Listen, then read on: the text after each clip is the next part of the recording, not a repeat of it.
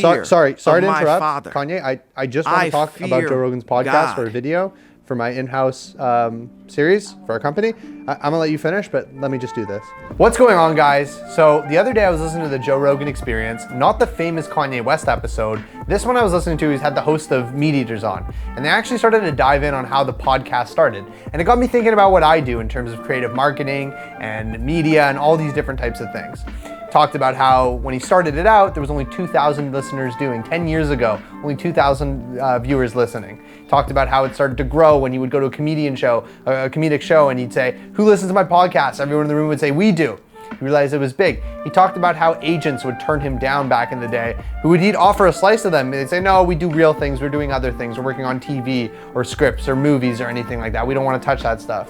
And then he talked about how it grew into something where, as it got bigger, people tried to kind of censor him. People tried to make him what he wasn't going to be.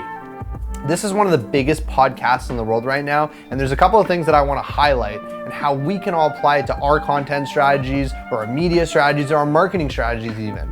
Number one, the authenticity of it.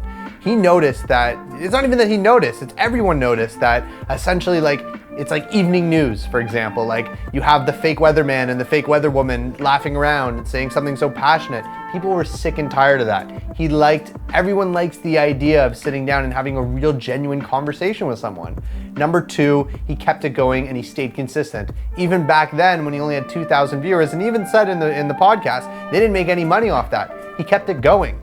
And number three, be passionate about it. He straight up said, his friends would be like, "What's Joe doing? What's a podcast?" No one knew what a podcast was. He said he did it because he liked doing it. Those three elements make content king. Whether you're trying to sell your own brand or sell a product or anything, there are certain aspects that we can look at in the world around us and apply them to our marketing method. Thank you guys so much for watching. Have an absolutely amazing week.